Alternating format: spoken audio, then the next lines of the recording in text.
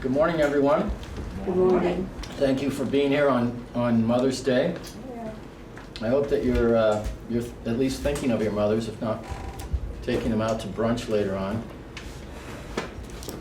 And my name is Bill Paalberg.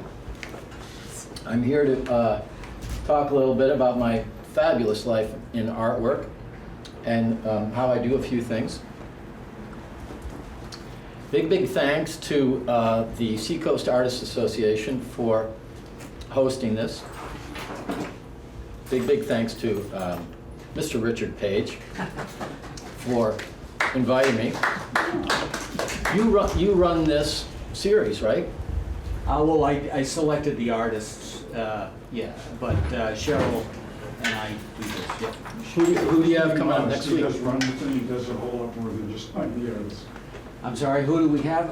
Let's see, Cheryl. Where'd she go? We didn't even. Gail Kushner is coming.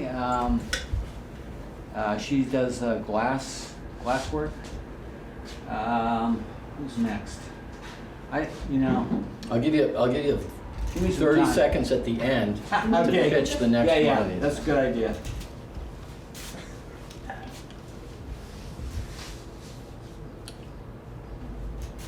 How many working artists do we have here? And how many are too embarrassed to call themselves a working artist? They only raise their hand. There we go. You know this. Well, I'll play on this. it amazes me what we do. This is what we do right here.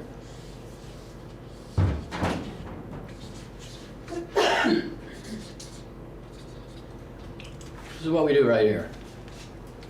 We make our art, and we go around and go, hey, I'm an artist, I made this, you like this? What do you think? $10,000.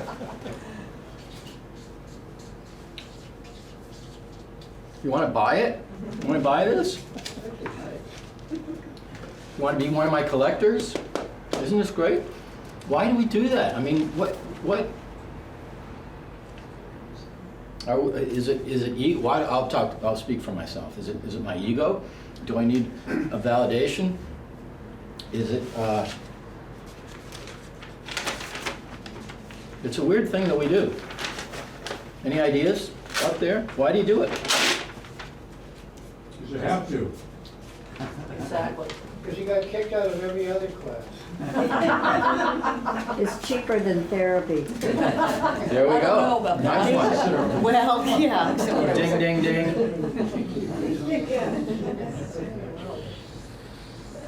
All right.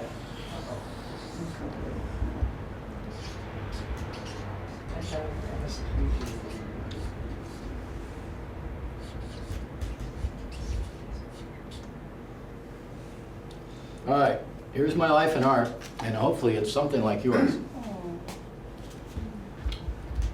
Joy, money, and then art, whatever art is, the sublime, the thing that we strive for, the thing that we think we know when we see something that makes us feel like it's a beautiful, the ecstasy of a beautiful spring day.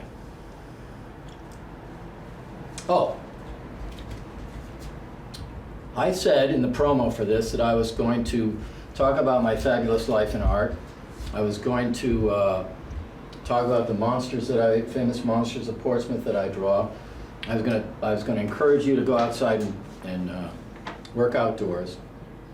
And I was going to do a very quick and simple watercolor demonstration for those of you who are not familiar with the medium. How many of you are not familiar with watercolor? I want a quick and little simple demonstration. All right, there we go. I think I'll start on that in a minute, and that way it has a chance to dry while we talk.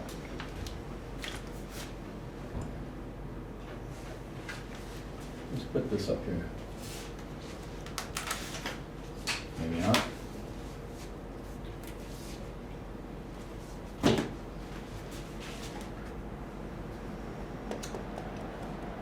I started out over here.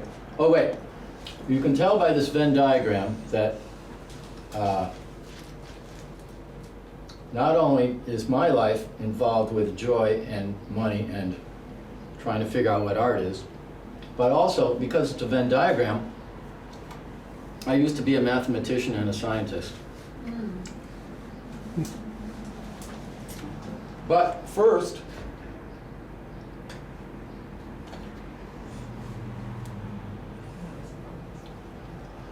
my oldest memory is of walking around in the backyard.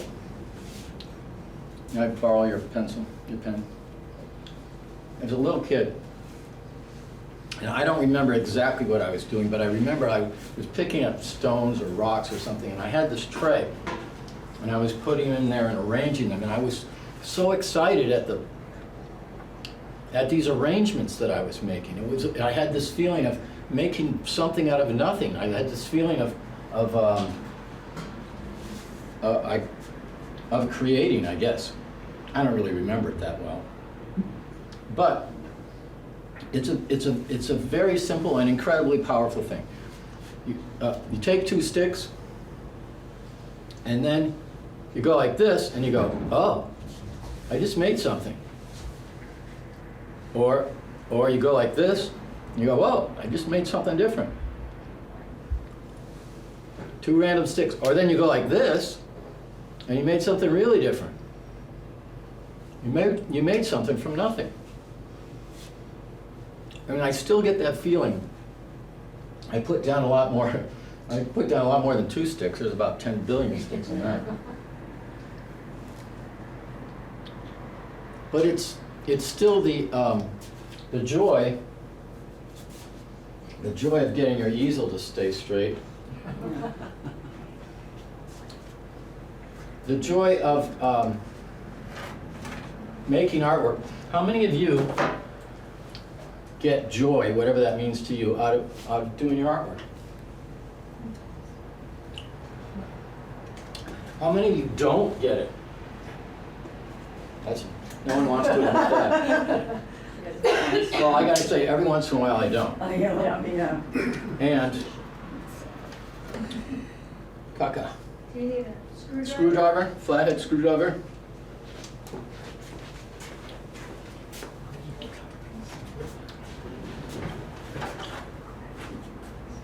I went to school to study math and science, but I always liked doing art projects. I always liked drawing things. And in my mid-20s, I lived in a place where a guy drew in pen and ink. He had a studio on the second floor downtown Bloomington, Indiana, and I would go up and hang out with him. And he did drawings, not too dissimilar from these. Thank you very much, very much.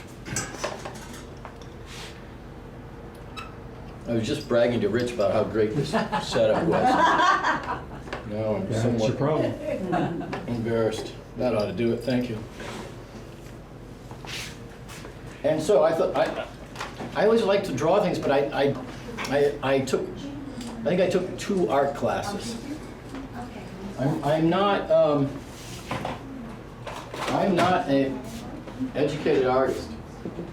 No, I'm very educated. I'm very educated, but it's one of my lasting regrets that I never took art history in college. I took a studio class. But I remember our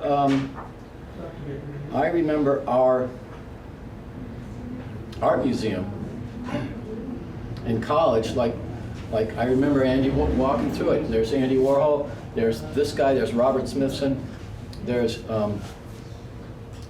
Roy Lichtenstein's giant 3-way plug out on the lawn.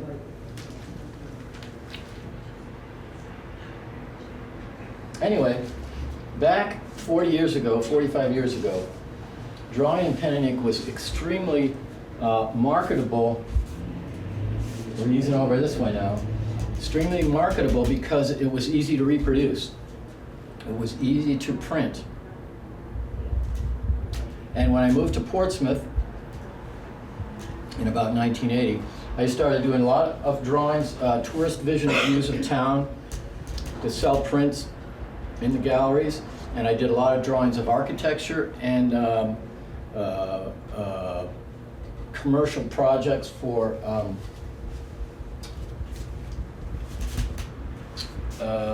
marketing brochures and things. Let's see what we got here. This is my Instagram account here, and this is well, that's not a good. This is one of my later ones. When I started out, it was pen and ink. It was all like, well, it was like, this one is pen and ink and wash. Some wash on this one. Green's Drugstore, downtown Portsmouth. And these things could be reproduced very easily in the newspaper, in brochures, and so my skills were in demand. And I remember thinking, well, Bill, you want to be an artist, okay, you got to make money somehow while you do your art, so you could either be a waiter, or you could do drawings for architects and marketing people. I decided to do the drawings. Actually, I was a waiter for a short period of time, and I was not very good at it. I got fired, actually. People came in and for lunch, and they couldn't get their food in an hour, and they expressed disappointment to me, and I said, well, don't come in here then. You can't get your food in an hour. And so they spoke to the owner, and the owner said, you gotta go, Bill. He's your favorite.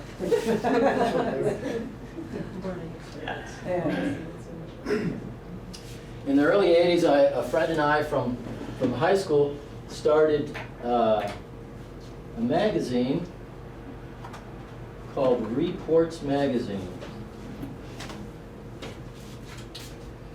Came out every week. We had, here we go, here's a copy of it.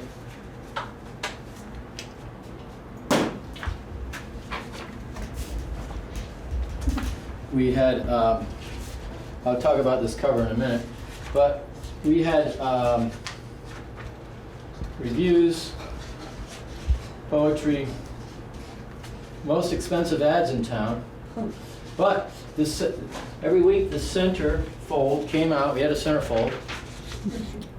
Every day of the week, everything to do in town, every day of the week. So this was the internet before the internet.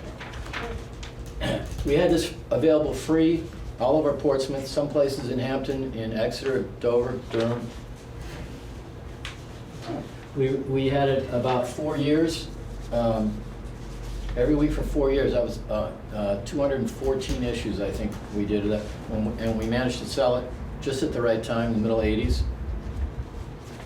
And it was a fabulous thing because I could go out to the bars, to a nightclub, take photos, and then stick them in here the next week. I could write an article about what I thought about this or that or the other thing. I don't think I have one in here, but I do have something on the cover. I could do this and put it on the cover. This one, this started out as without King Kong and the airplane. And I sold a bunch of prints of that. You know, you go to Portsmouth, you want a print, you buy one of these, yay. And then I saw an old movie poster of King Kong climbing the Empire State Building, and I thought, well, I'll just stick that on there. And at the time, the early 80s, there was a thing where an FB-111 right there fell out of the sky on Mariners Village. Seacrest? It's now Seacoast, yeah, it was Manor. And so I thought, okay, well, there we go. It's a little bit of current events as well. So I went on to do several of these monsters.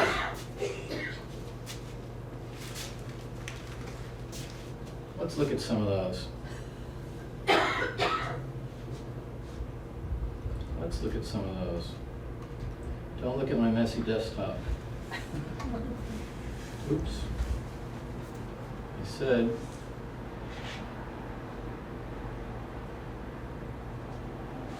Where are we?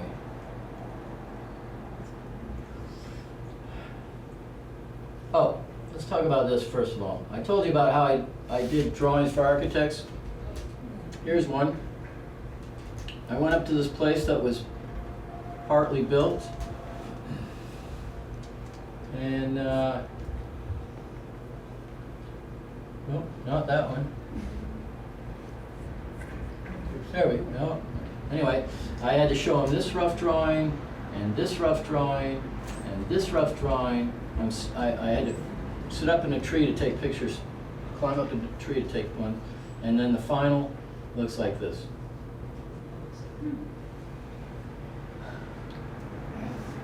And I did about, in the 80s and 90s, I would do about one of those about every month or two.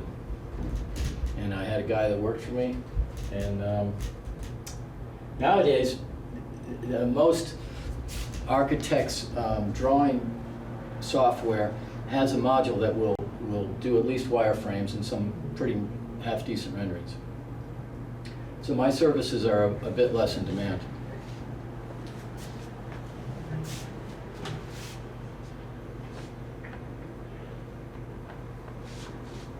Oh, here we go. Here is the most exciting thing that happened at Reports magazine was this cover. This is the Teenage Mutant Ninja Turtles. In 1984, a guy came into the office carrying a portfolio, and he said, "Hey, my friend and I, we're in Dover. We're making this comic book. Here's some art. You want to use some of it on the cover? It's about the Teenage Mutant Ninja Turtles." And I thought the concept was a little far-fetched, but the artwork was fabulous. And I picked this one and made this cover out of it. And those guys got wicked famous. In appreciation for for us running their work on the cover, they gave my partner and I each a copy of their first edition, signed by both of them. Oh, cool. And if it was in pristine condition now, it would be worth hundreds of thousands of dollars. But we didn't know at the time. We just, they were just like over there on the shelf and stuff. They got spray mount on them. They got water spray on them. So it's still worth a couple of grand. But it's worth a lot more in. I don't want to sell mine because it's worth more in memories than it is. But this issue here's, I'll show you the rest of this issue here. I talked about arranging things before. Notice this page. I was the art director for this issue. It was my job to lay this page out.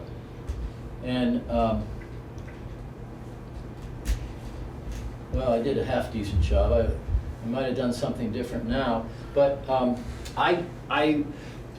one of the most fun things about that job was to take an article and then pick a title that was catchy, snappy, that sucked you into the article. Pick an illustration or a photograph to go with it, and all three of them would connect. Pick an interesting typeface to put the title in, and have them be there in your face at the same time, and you would look at them and because of their arrangement, because of how they all work together, they would give you this feeling. They all work together to give you a feeling about the article, or we were trying to be more interesting than all the other magazines in town, and so we always had some salacious language somewhere in here. There's an example of one of my pen and ink drawings used by, well, I guess what's down there now? Rivers, it used to be, down near the ferry landing. Ronald Reagan.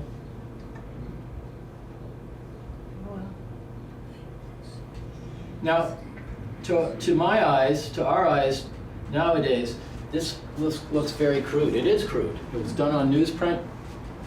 The reproduction is not that great. Heck, we laid it out with spray mount and cut a piece of paper and stuck them down on a board, took them to the printers. But back in the day, it was snappy. It was hip. It was happening, and we did our best to make it that way because we charged more for the ads than the other places did around town.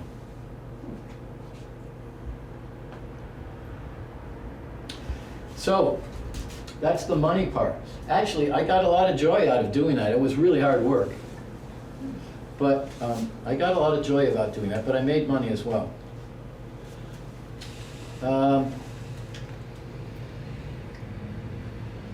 Every once in a while I look back on that and I think, well, not that page, but one of those pages, I look back at that and I think, hey, you know, that was pretty cool. That was not just, that is just getting the ads in. But every once in a while, here we go. If fashion were black and white, would gray matter? It's clever. It's a cool little illustration there of the fashion police. You know, I think I could have been over in here somewhere, you know, between joy and art, maybe, edging over this way.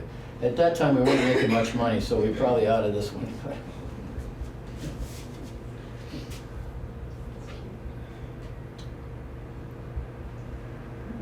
All right, let's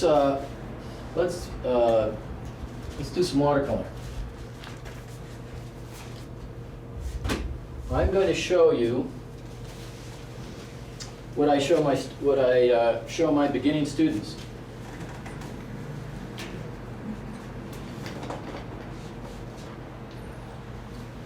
A very easy exercise that is more about the fun of watercolor than the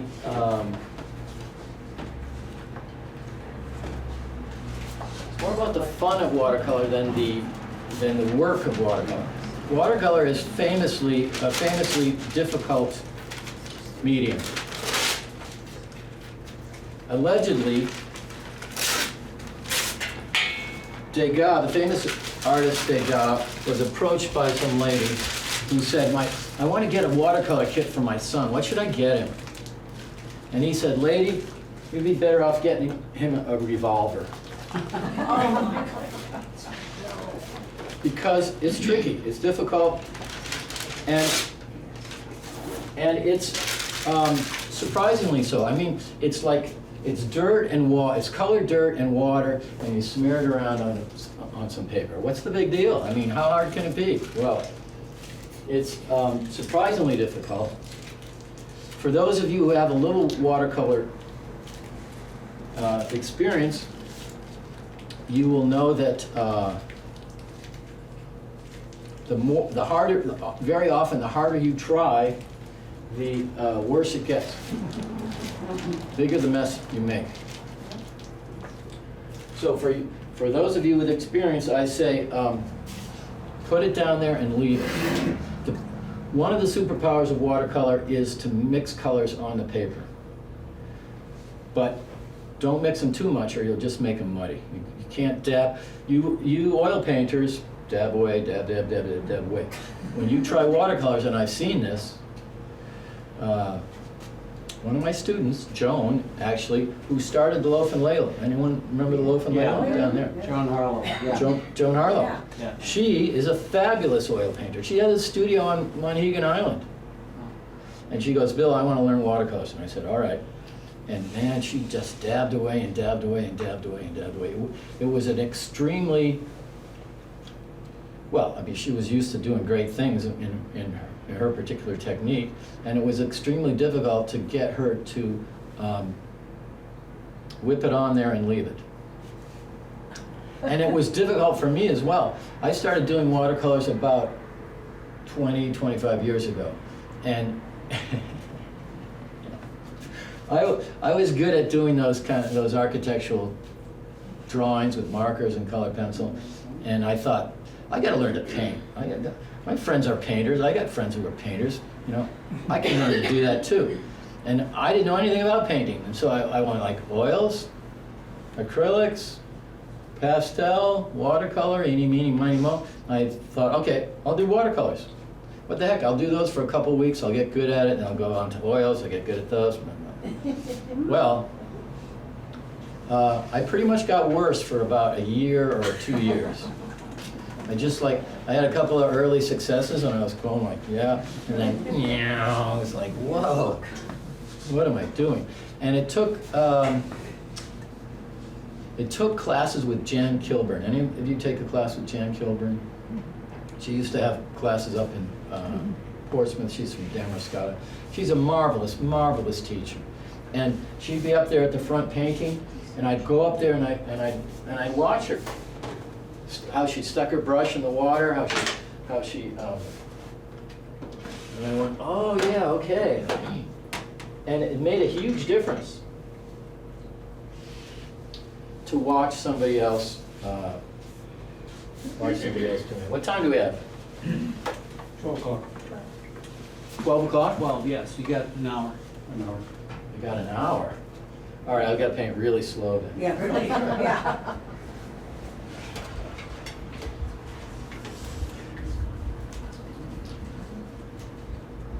Are all of you members of this art association?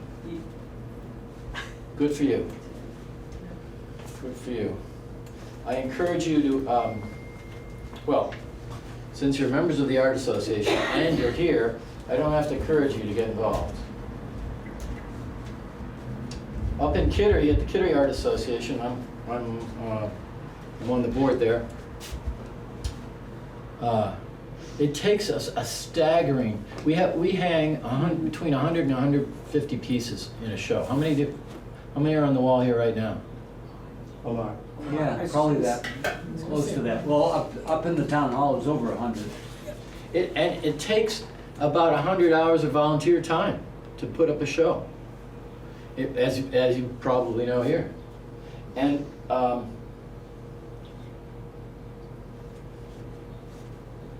anyway, volunteer for your friendly neighborhood art association. That's my advice. By the way, I teach at Sanctuary Arts in Eliot. Any of you taken classes there? I also teach online at the Currier Museum. It's over there somewhere. Mm-hmm. And Shoals Marine Lab, Appledore Island in the summer. I do the Seascapes and Landscapes class there. This I highly recommend. It's a 4 nights, 5 days plein air adventure. It's held in August after all the regular students go home. So it's just the staff, a few of the faculty, and then a dozen or so painters that go out there. And all we do, they feed us, you get room and board, you wake up, you go out and paint, have lunch or breakfast, go out and paint, take a nap, go out and paint, have dinner, talk about it. It's great fun, and it's the only time that you can go there and make art. It's the only time all year you can go there and make art. Look up Shoals Marine Lab, and happens in mid-August.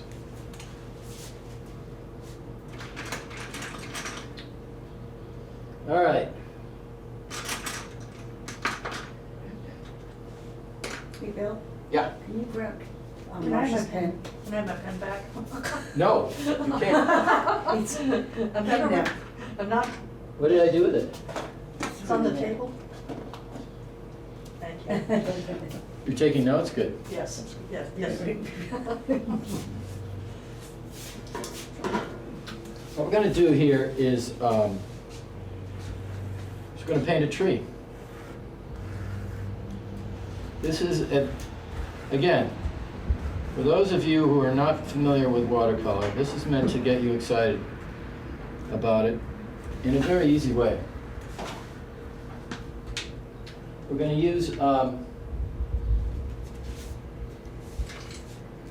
brush, but we're also going to use crumpled up paper to make random marks on the random leaf-like marks. So we don't have to be like painting. We're just going to be going like this. And it's fun, it's quick, and you get cool results. So,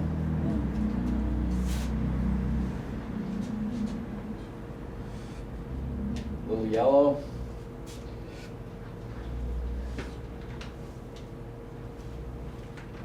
Bill, do you have a brand you prefer, or is that kind of irrelevant I- at this point?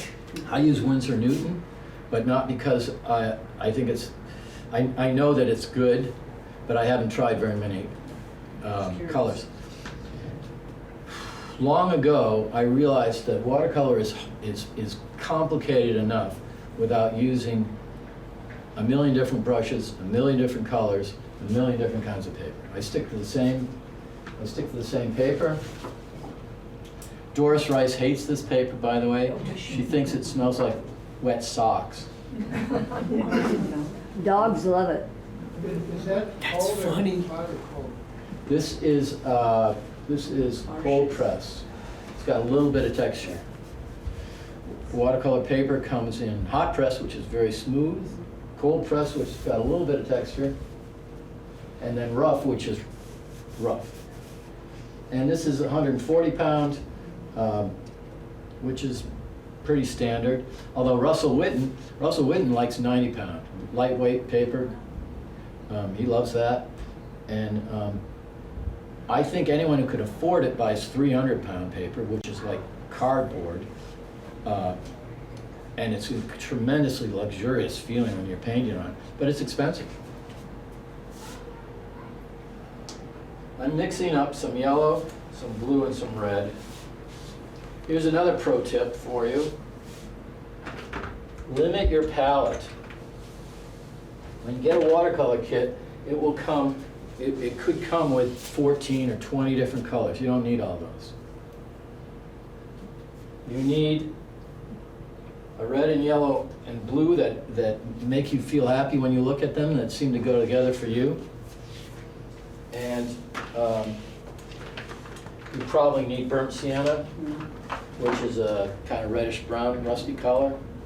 You probably need burnt umber, and you know, I have some sap green, but I try not to use it. I used to use sap green, which is it looks kind of like new mown grass. It's a very nice greeny green.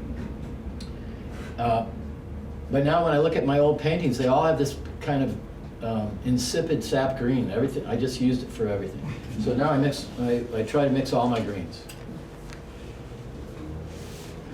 A sign of the watercolor beginner is that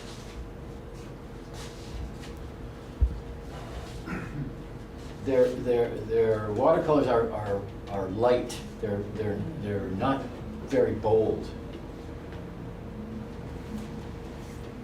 Watercolor paint lightens as it dries, and it's infuriating. It really is. You'll put a sky down, and you'll go, yeah, that baby, that's beautiful. And then it dries, and then your heart's broken. Same goes for shadows.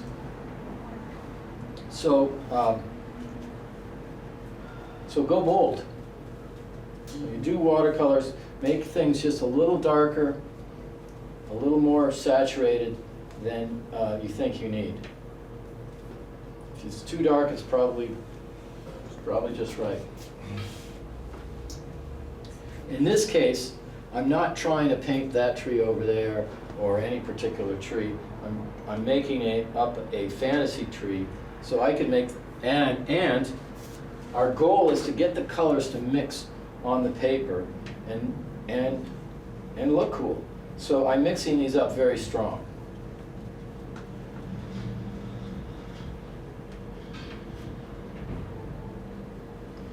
Another pro tip is watercolor is always trying to fool you. As soon as you put it on there, it starts to dry. And if you're going to work with it, you got to work some more color into it immediately, or move it around immediately. Once it starts to dry, if you work with it, it will get muddy. It will get ugly. So either get it on there and work with it quickly, and then let it dry, and then you can go back into it. Yeah, you got to do that. You can't screw around with it too long.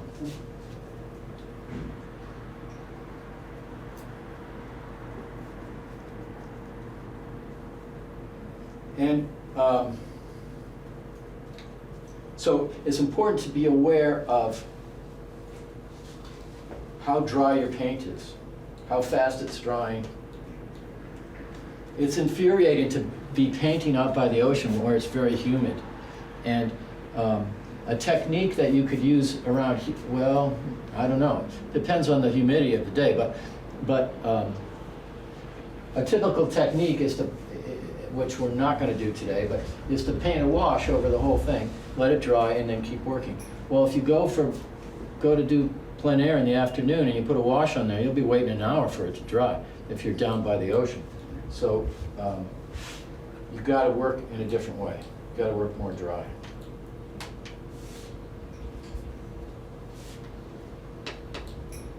Also, another pro tip is it's always good to test your colors. You never quite know. You know, your palette's white and you think, oh yeah, there's the color, it's on a white thing. But you never quite know till you look at it if that's the color that you want.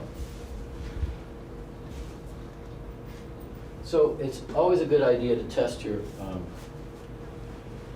colors before you use them. Now what I'm going to do,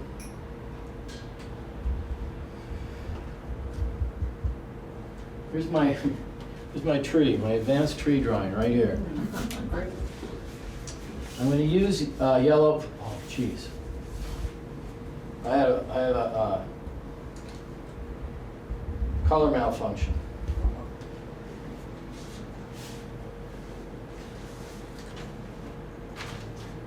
Let's this. I'm going to put the yellow down first, and then put some blue in it.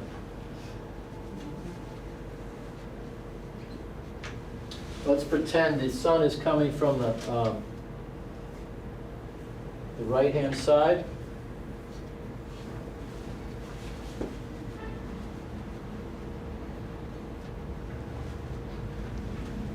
I was once painting outdoors at Prescott Park in Portsmouth. It was a day much like today. Beautiful sun. I'm looking up at through the trees at the bridge, and the bridge is just shining up there. The sky is blue, brilliant blue. The bridge is shining in the sun, and I'm painting away, and painting is coming together very quickly. And I was so excited, so happy. The thing about watercolors is they often go wrong, and you can't fix them. It's like you paint, it goes wrong. Well, I keep going, actually. I figure, well, if it's bad, then I can't wreck it anymore, so I'll just keep going. Maybe I'll learn something. But anyway, sometimes you got to kiss a lot of frogs before you get a good painting. Got a lot of frogs. Huh? I've got a lot of frogs. I have I almost brought it with me, but I didn't. A art piece I made. I showed it up in York a couple of years ago. I got 25 bad watercolors and I got them bolted together inside a box. That's it. It's like, none of them I want to, none of them I actually want to show anybody. And they're just a fraction of all my bad watercolors. I got boxes of bad watercolors, hoping, can I do something with that? Isn't there some art in there somewhere? No. No. I'm not brave enough to throw them out. All right, where are we? Okay, here we go. All right, colors ready.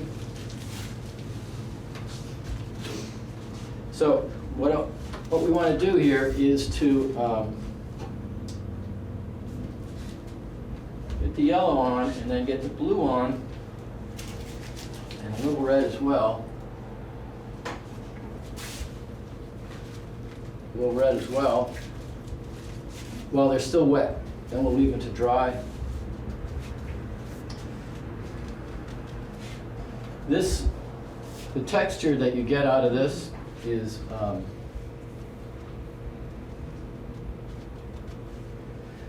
depends on how you crumple the paper. I got the New Yorker texture here, but you might have Life magazine texture in yours. Is there still Life magazine? Okay, so that's the yellow. Blue. The sun's coming from the right. Some blue like this. Happy little clouds, happy little trees. Well, exactly. This is meant to encourage happy accidents. That's exactly what we're doing here.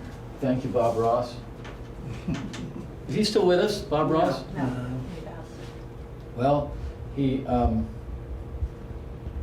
for all the fun that we make of him.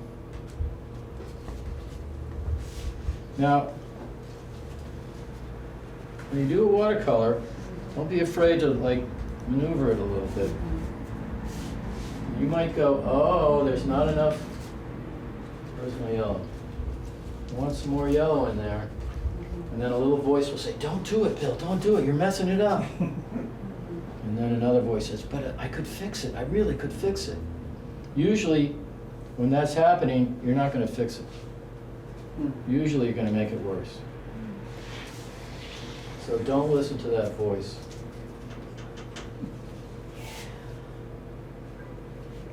Sorry, I'm trying to do this and show you at the same time. And of course, you all might have done this same technique in 6th grade.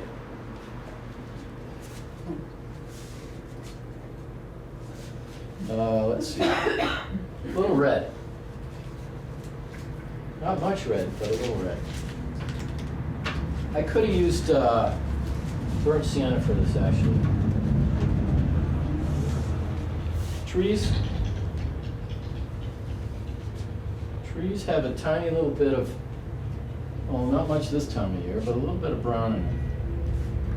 There, not too much. Now let's leave that. If we wanted to be finicky about it, we could wipe this off, or actually blot this.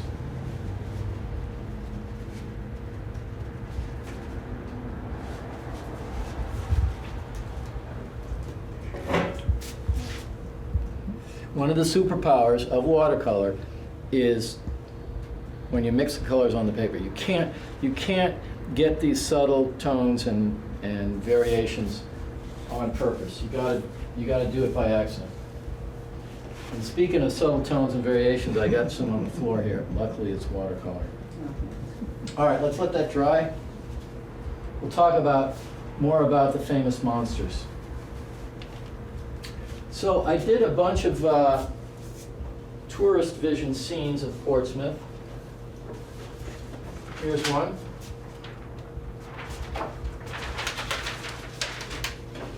By the way, I probably did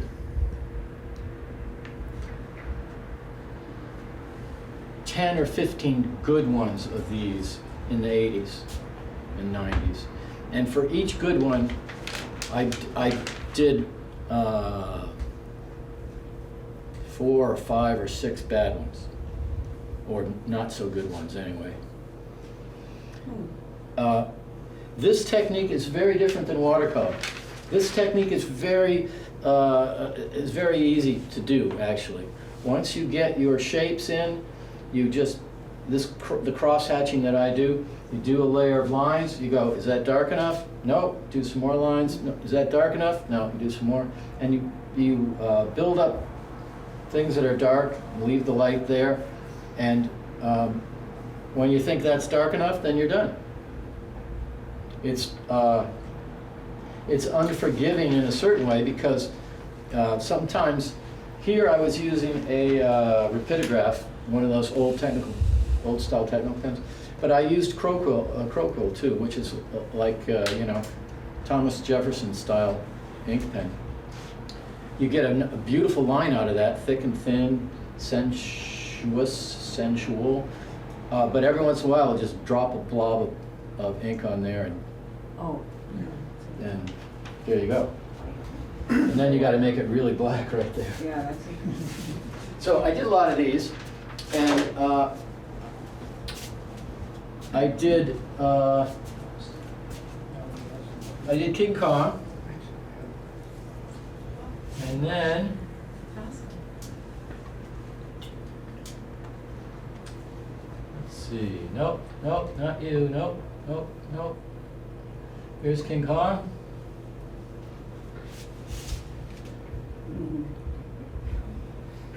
There we go. Did King Kong, and I did King Kong with a halo. I like halos for some reason. They make things look so profound. Stephen? What makes it bad? That's a good question. How do you know it's bad?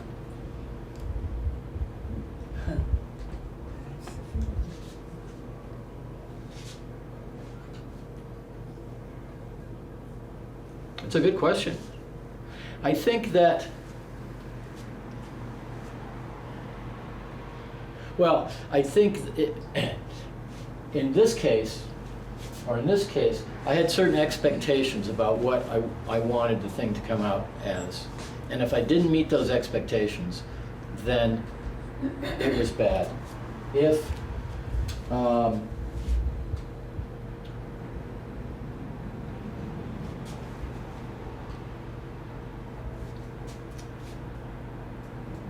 when you're putting lines down like this, part of what you're doing is making something light or dark. Part of what you're doing is describing the texture of a thing. So here, these horizontal lines are bricks in the sun. I didn't draw any bricks, but they look kind of vaguely like bricks in the sun. Whereas this crosshatch is bricks in the shade. Down here, it's a windshield that has diagonal lines. It isn't horizontal or vertical, they're diagonal lines, which to me look more like glass, a reflection on glass. But every once in a while I do it wrong. I do these vertical or I do those horizontal, and it wouldn't look right, and that would be it. You know, back then, if I botched it, I could do a paste up over it and then make prints, but the original was ruined. Nowadays, I do paste ups in Photoshop, so or some similar program, so it's a little bit easier. Anyway, to try and answer your question, sometimes I didn't describe the nature of a thing in the right way with the pen, and I felt that I'd failed, and so it looked ugly to me or wrong. But I'm sure there's lots of other ways I could mess up a drawing. What about you, Stephen? Well, I think, you know, the dropped ink blot is a sure sign. That you drop a blob of ink on it. Now you ruin your drawing. If you use illustration board, you can often scrape the surface of it. You let the ink dry, take a knife and scrape the dried ink off the surface. And you won't get an absolutely flat surface, but you'll get that off of there. And If you try to maybe use white out, you can fake it. It doesn't look right. Right, it won't look right, absolutely right, if you're looking for it. There's a famous artist named Bernie Wrightson. He invented Swamp Thing, the comic book Swamp Thing. He drew in pen and ink, and he illustrated the Frankenstein, the book Frankenstein, the long book Frankenstein, which is related to, but significantly different than the Frankenstein monster that we've come to know of late. Anyway, he did big drawings. He did them this big to shoot down to be in a book this big. He did them with a crow quill. They're fabulously elaborate, gorgeous, and he said that he would make mistakes every once in a while, and he had to figure out how to deal with it. In that interview, he didn't say how he dealt with it, but I had the feeling that you know, if you're just doing it for the joy, when you're making art for the joy of it, and you botch something, then that's okay, you go on to the next one. If somebody's paying you $59.59 to get your drawing done by tomorrow afternoon, and you botch it, you got to figure out how to get the job done. If you're making the art as a professional, when I was doing those, for example, when I was doing those architectural drawings, I always made multiple copies of my early drawings. So if I wrecked one, I'd have a spare there that I could immediately, I didn't have to go back to the copy shop. I could swing back into action. Because it was worth the expense to have that insurance against messing something up, because sooner or later I did mess something up, and I had to get it done. I had to get it done by the end of the week or whatever. So when you would begin one of those architectural drawings, did you photograph it and project an image to get the basic structural outlines of these buildings and bridge and all that stuff, or did you just Yes do and no.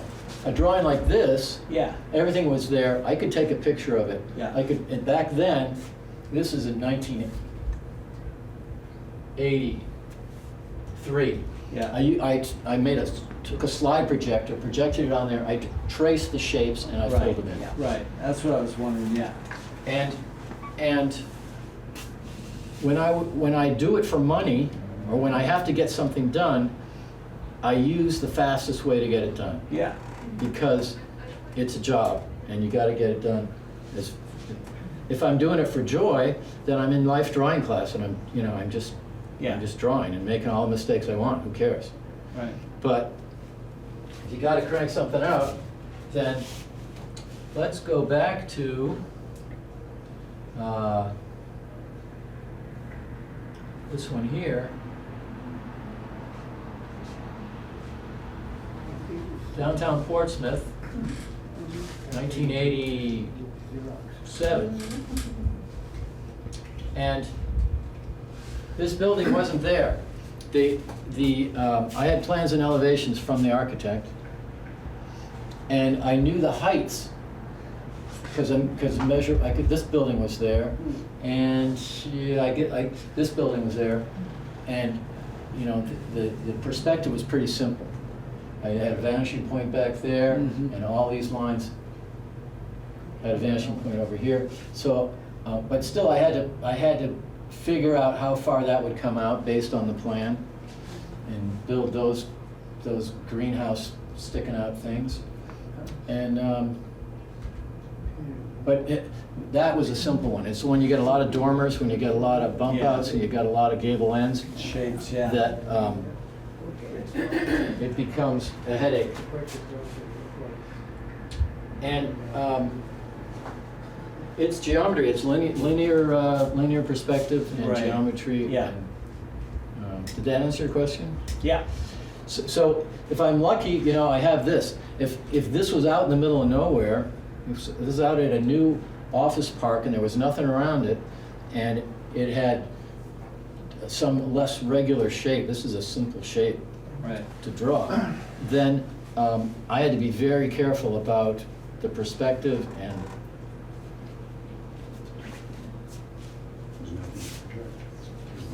All right. this is, it's getting dry. This is a good time.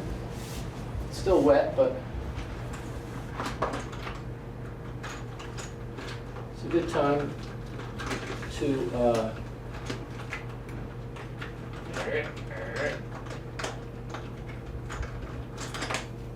Just under 30 minutes left. it's a good time to think about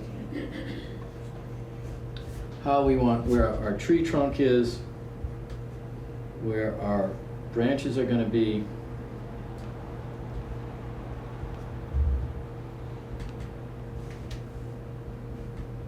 Maybe we want some back trees in the background here.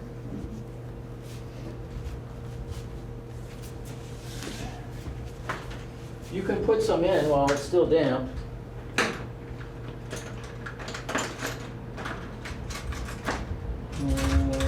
There we go.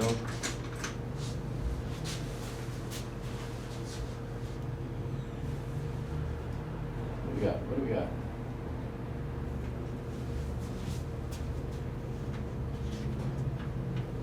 Tree trunks are brown.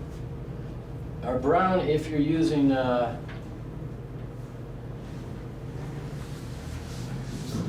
tree trunks are brown if you're using crayons, but if you're trying to really paint them, they're more like gray with a little bit of brown or red maybe, a little blue in the shadows.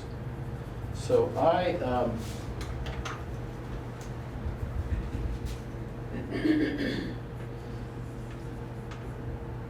classic watercolorist's color mix is ultramarine blue with either burnt sienna or burnt umber.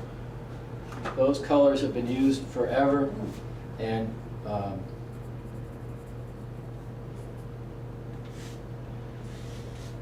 go together well. Although that doesn't look quite right.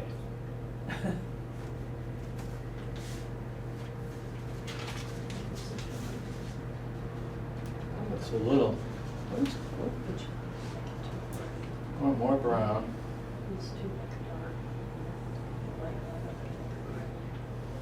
What I'm doing here is I'm putting, I'm not going to move this because it's got a lot of liquid in it, but I'm putting some brown down, then I'm putting some blue on it, and it looks too blue, then I put some more brown on it, now it's too dark, so I'm putting some more water on it. That looks good. And now, here's a classic technique. Oh, another tip, pro tip for you watercolor people, get your colors ready first. Mhm. Think first, paint later. You don't want to be in a situation where you got to mix up a color while something important is drying. I know I'm going to put some ultramarine blue in there for the shade, so I just mixed it up and it's ready. Now I'm going to take this brownish color, put it on here, leave a little white behind just for funsies. Maybe there's a branch here, maybe there's a branch there. Now I get some blue while it's still wet. Put this blue down here. You know who's a master at doing this is Russell Whitten. Any of you know Russell Whitten? He lives up in Ocean Park. And Where's Ocean Park? Ocean Park is right next to Old Orchard Beach. So I put the light brownish grayish color down. And then I put this blue, while it's still wet, I put this blue in it so that it leaked over some. And it gives us a nice feeling of shade. And again, the colors are mixing on the paper. And as long as we're doing that, we know we're going to have maybe some branches here. Branch here.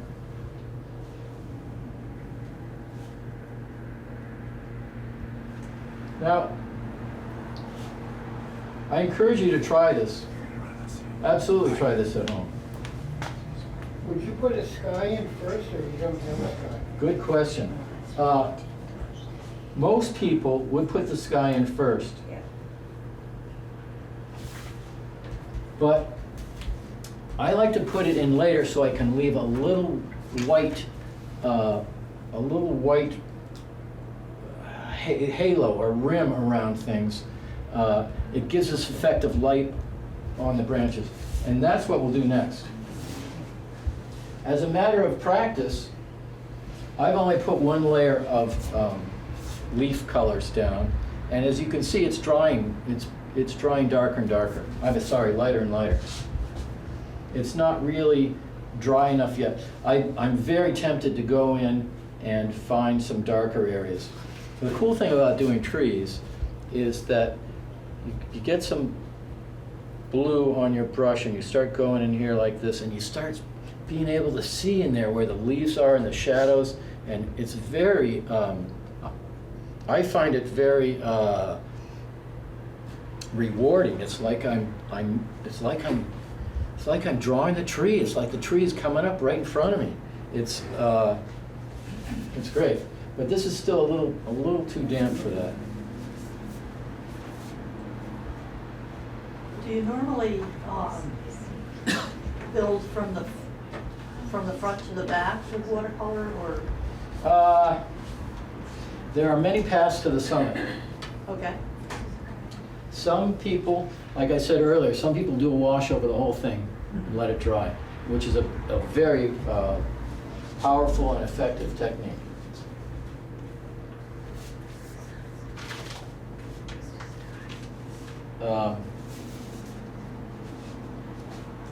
Some people, and what that will do for you is it will tone the whole paper except the 1 or 2 or 3 places where you want the most contrast. You can leave some white paper there. Everything else is toned down, and then you get the contrast right there. Who does that here?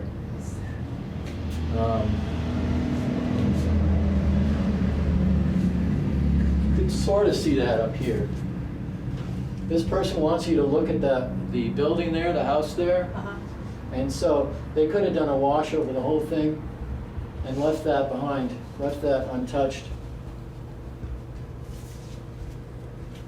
Which is a good way, like if you're painting a boat out on the ocean. Usually sun on a sail or sun on a building will be much brighter than anything else. It'll be brighter than the clouds. If you leave the clouds white, which it's very tempting to do, and we tend to do it because it's faster, then the white clouds are going to be as bright as the brightest thing in your painting, and people are going to look at them. You want them to look at the bright thing. So I've contaminated my blue, so I have to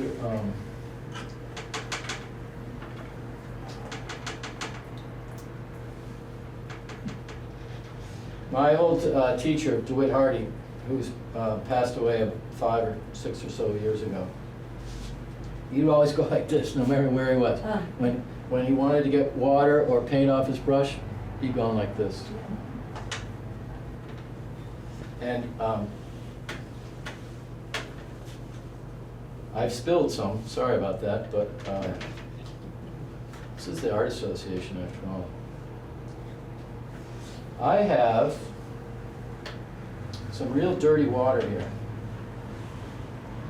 Can I have some help from the audience? Yeah, you want some please? clean water?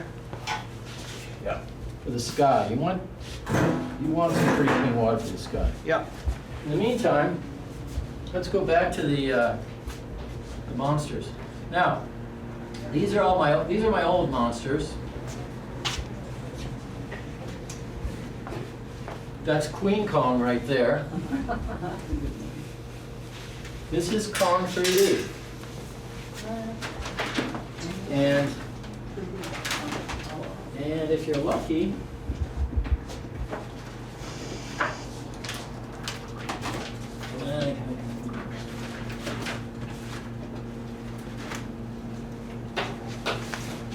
I said, if you're lucky, you'll be able to see it in 3D yourself. Thank you, Mr. Page. You're welcome.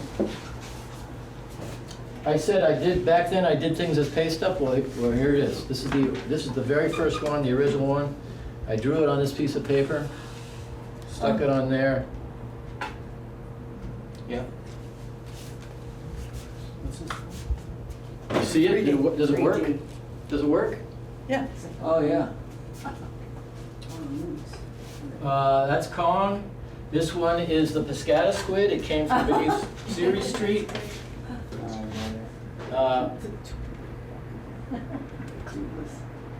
I made, that's the second version of it. Okay, so remember, I did a drawing of the tugboats, sold a bunch of tugboat drawings. You can't be an artist in Portsmouth without drawing the tugboats, that's the rule.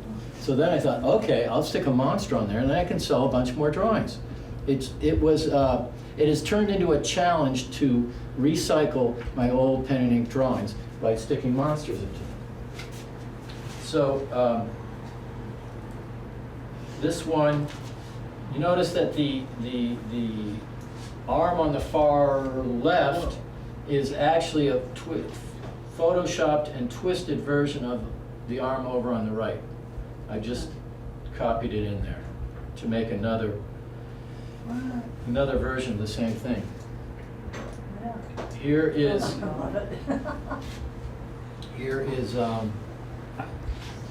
Wentworth by the Sea. Again, I did Wentworth by the Sea,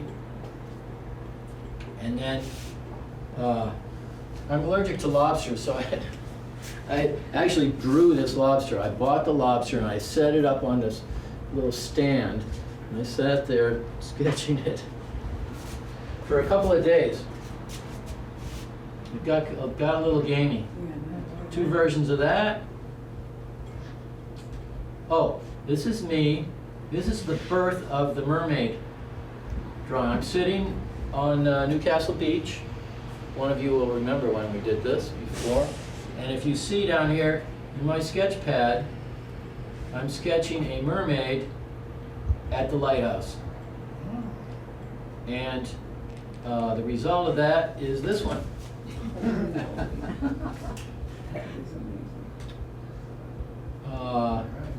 As you can see, I shamelessly stole from, is this Caravaggio? Who did the Medusa head? Oh. Now this one came about because I knew that they were going to replace the bridge. We knew that they were going to either replace the middle span or the whole bridge. This is the original drawing from that, by the way.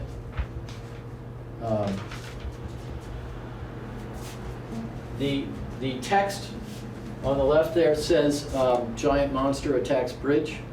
What I did was I went online and I did this about 15 years ago now.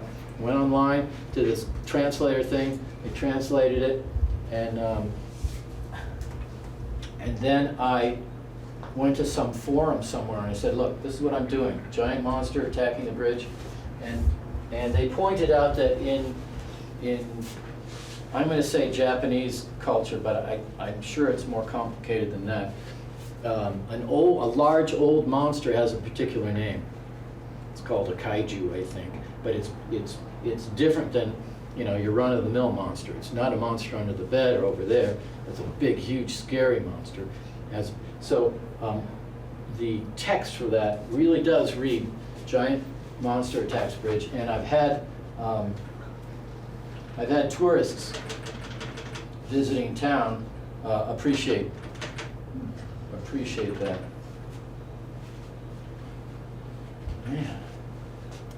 Isn't that Godzilla? Yes, this is Godzilla, and I don't usually call it that because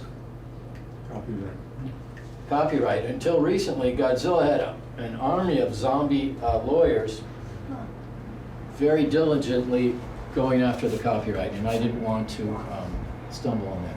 And to be honest, what I'm drawing is a guy in a rubber suit. I had to keep saying, all right, Bill, if you're drawing a monster, what does it look like? If you're drawing, I mean, look at the leg. That's a guy in a rubber suit. That's not. But you know, I wanted to be, in some sense, accurate to what the old Godzilla was. Actually, there are several different versions of Godzilla: the eyes, the teeth, the hands. You know how many Godzillas there have been. Well, it's all kind of mixed up in there. Okay, what else we got? That's it. Oh, Godzilla 3D. Try out the glasses. Oh. We've already done that. We didn't. Not all of us. Does it work? Yep. We got it left behind. Woo. All right. We got some yellow in here somehow. No way. What yellow did you use, by the way? I like New Gamboge. I like New Gamboge. I like Cobalt Blue, and I like Permanent Rose. And not every painter likes those three primary colors, primary-ish colors. Yeah. There are various reds, there's various blues, there's various yellows. But I put them down and I thought, which ones do I want to use? Which ones make me feel happy? Which ones seem to me to go together? Yeah. It looked more orangey, so I was curious. This is a good lead into working outdoors. Here's why you should work outdoors whenever you can. And this is what Pam Dulong-Williams said about her portraits. Pam Dulong-Williams is in the Button Factory. She's still there? Button Factory? I checked that out. She does fabulous portraits. She does other paintings too.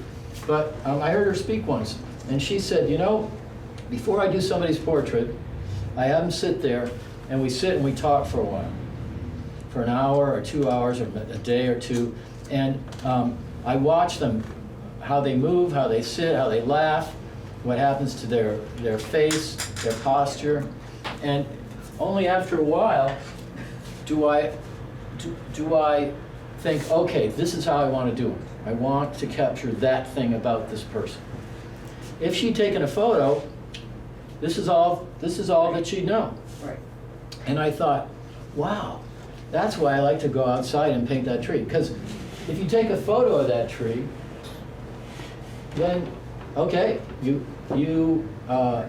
can work from the photo, and a lot of times you got to. It might be raining outside, it might be dark, you might want to paint something that's in South Africa or Brazil or somewhere. You can't go there, you got to use a photo.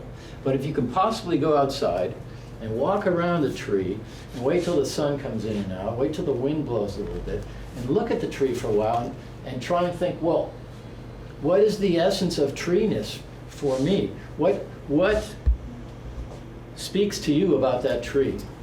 What, if anything, makes you excited about that tree?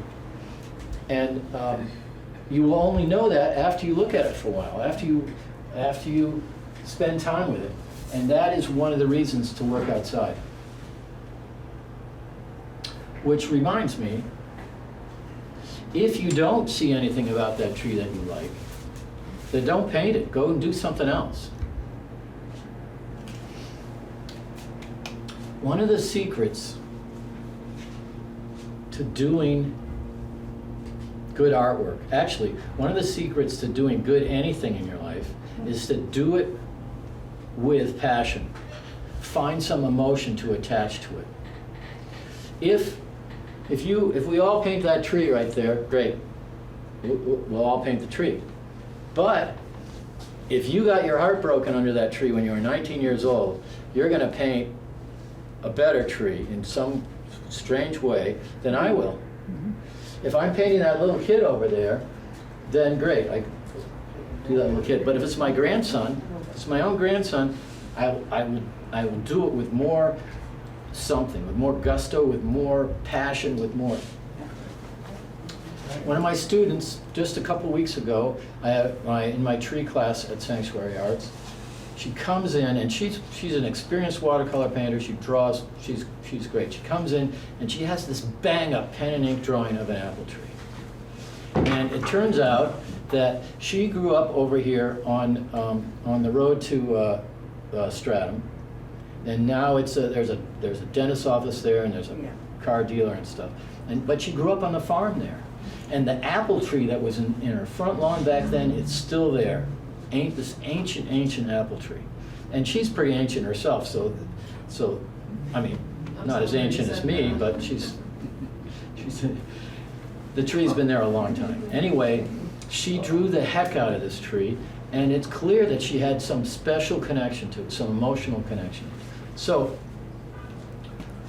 when you go to make art, do your best to find some excitement.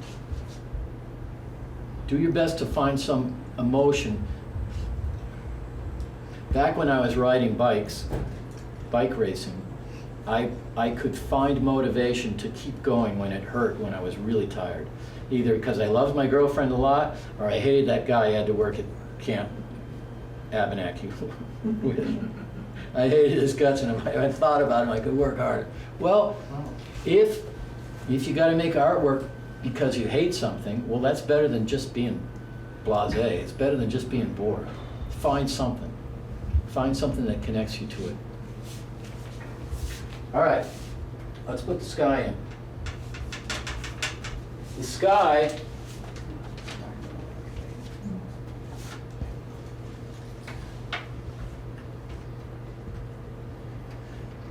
will be famously too light. Go big. Go stronger than you think. And here's a quick way to put in a sky. The slow way to put in a sky is to put a very light burnt umber wash over the whole thing first, kind of light yellow, lightish, very lightish orange yellow. Let it dry, and then do what I'm going to do now. But we didn't have time for that today, so I'm going to do the quick version. Some people like to blot clouds out with paper towels. I'm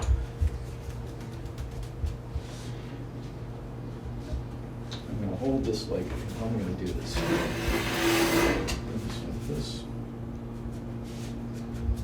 What I'm going to do is I'm going to run this blue right down the way.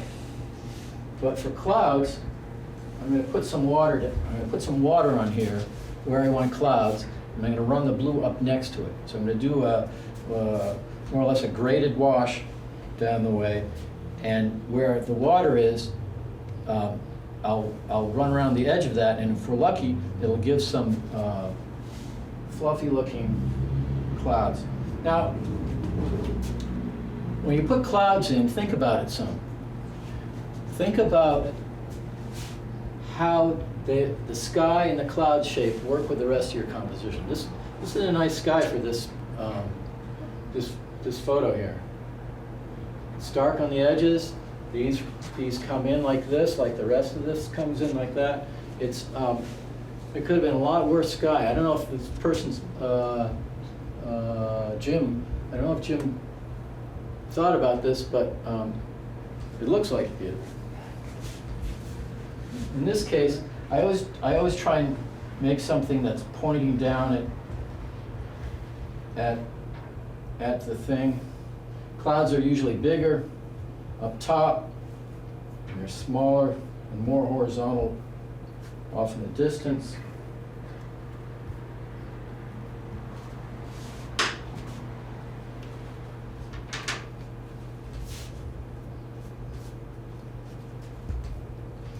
The other superpower of watercolor is dry brush.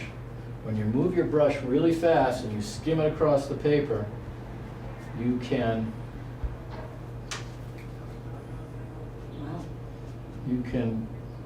Wow. get some streaks.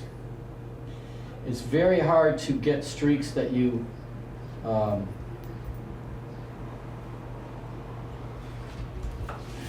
it's very hard to get them where you want them on purpose. But if you're lucky, you can get a few cloud-like happy accidents. My big cloud up on the right, somehow it's completely gone. Yeah. Yeah. I'm taking just some plain water now, so I dilute this color. This is called a graded wash.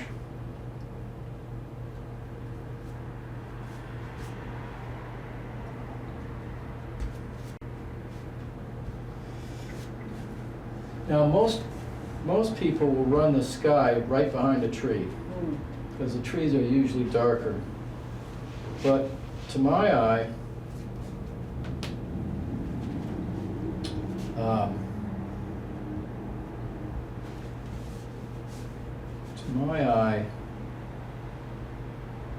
like I said, I like these,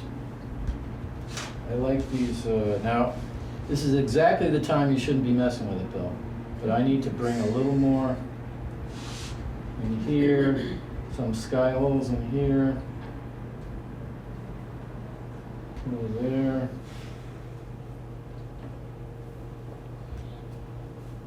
There we go.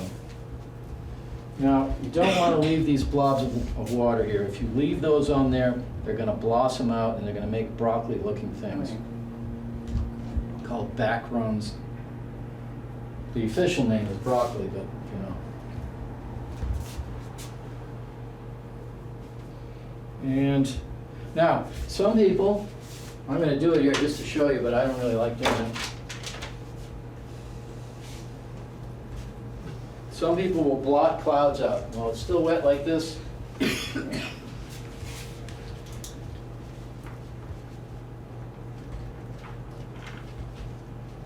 looks kind of cloud-like. You got to work with it some. Clouds are usually flatter on the bottom and fluffier on the top. I don't much like that, but some people love doing this. And again, I just made the sky way too light, which is, you know, the typical, and when it's dry, it'll be even lighter. What you can do is wait till this dries. Don't leave wet paint hanging around because it will leak back into your otherwise drying paint. What you can do, or what I would do in this case, is I'd let this dry until it was hard as a rock, and then I'd put another layer of blue on there to darken it up at the top, and make it really punchy. Let's let this dry now. I'm putting it this way so that the pigment and water runs down towards the top. It will make it darker at the top. Sky's usually darker blue up top. All right, I think our time is just about up. I want to show you the next stage of the monsters.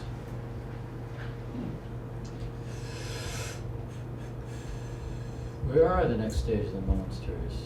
Ah, here we go. Oh wait, this is an old one. This is an old one. These are my preliminary drawings for the Aliens. Aliens 1. Oh my God. And then where's the real thing? Well, where is the real thing? I don't know where the real thing is. No. Let's see if we can find it.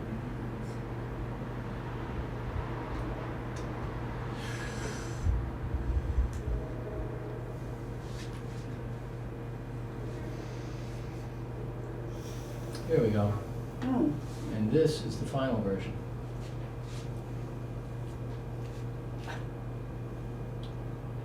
I don't, in retrospect, I don't like the sky. Oh, here we go. And in case you wondered what it was like to actually draw something like this, here we go. Oh, wait. Here we go. Here's me drawing. Hours on end, days on end. Wow. Is that a Rapidio pen? That's a Micron. Yeah. That is one of the new fangled felt pen. Did you ever use the Rapidio graphs where you had to put the ink in the cartridge? Yeah. And you had to constantly clean them, otherwise they'd freeze up solid, and they were expensive and They're very finicky. expensive, I saw that somewhere, yeah, very. And really, the Micron, or the very similar, there's many brands of them, do almost as good of a job. There's nothing like a technical pen to make a perfectly regular, smooth, dark, flat mark. But you have to get the right one, because otherwise they'll leave a dot. Cheap ones. Well, Microns do too. They like with your watercolor brush, you'll go like this, and then when you pick up your brush, it'll like leave a dot of water there. You've got to, well, you've got to pick the right pen, the right brand. There are many brands. All right, so I'm having a show of new monsters in October at Kennedy Gallery in Portsmouth, and I'm starting to think about this. I'm starting to think, how am I going to, what am I going to do? How am I going to recycle my old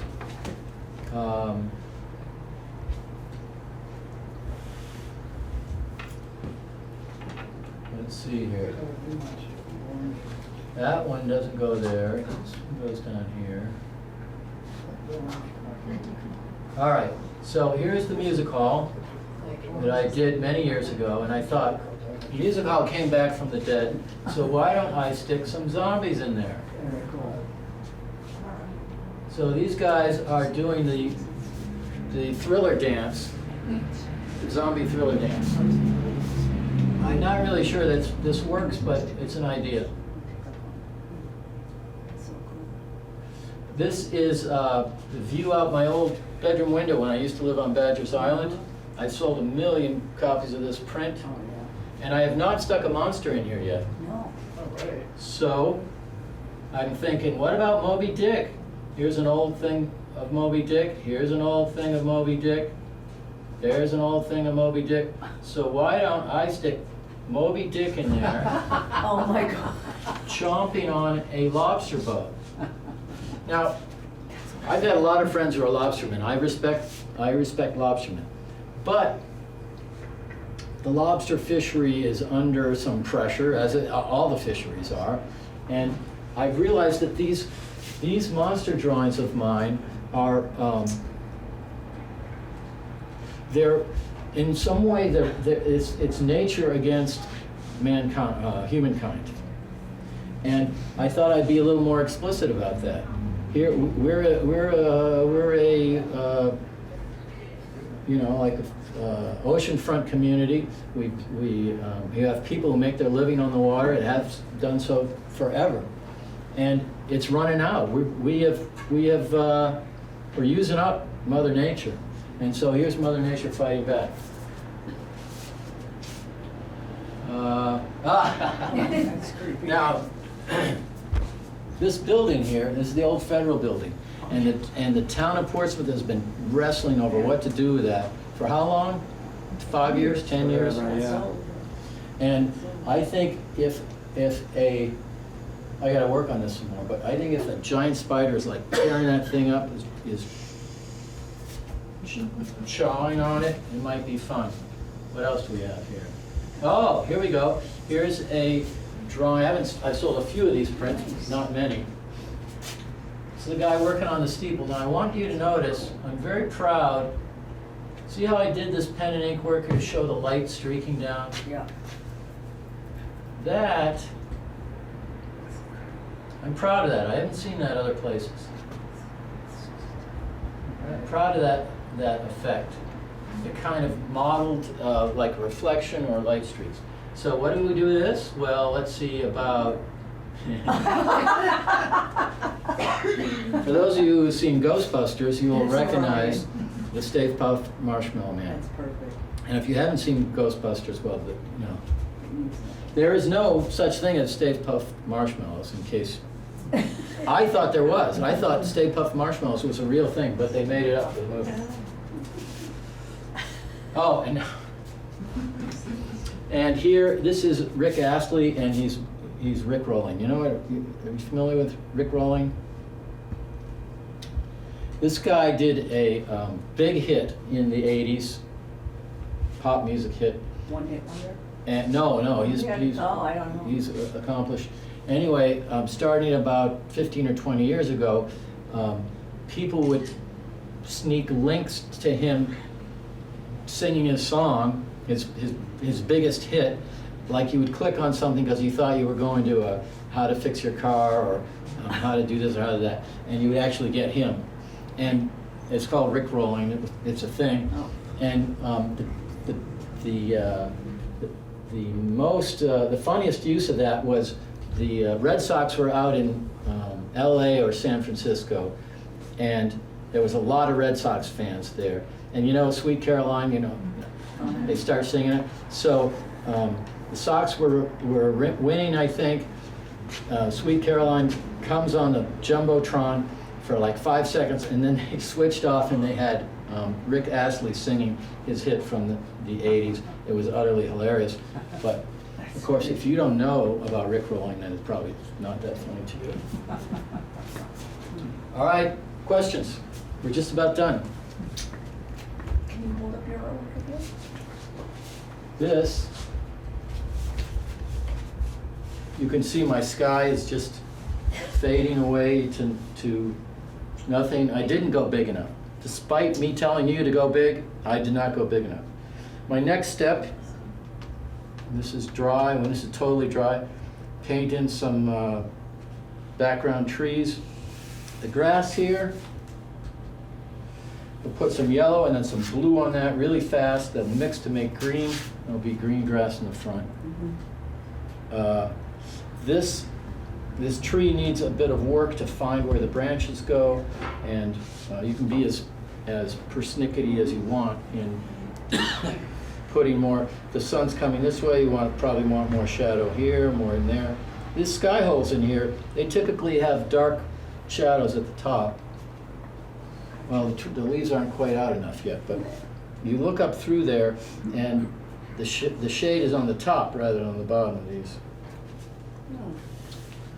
I hope I inspired some of you to at least try watercolor. Say yes. Yes. Have you considered dinosaurs? T-Rex. Now, why don't I have a T-Rex in there yet? That's a great idea. Yeah. No, it's better than that Rick How about an guy. It's excavator? better than Rick guy. It's better than Rick? Okay. For me. Stephen. You know Alan Keith, remember Alan Keith? Yes. But the last painting he was working on was a demolition there,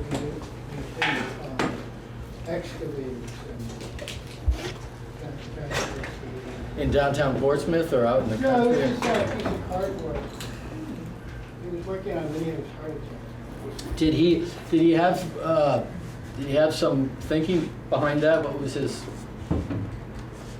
Well, I mean, it's I guess it's just upping the ante. Instead of using junk cars, giant heavy machines. Excavators. Giant machines. Create more chaos.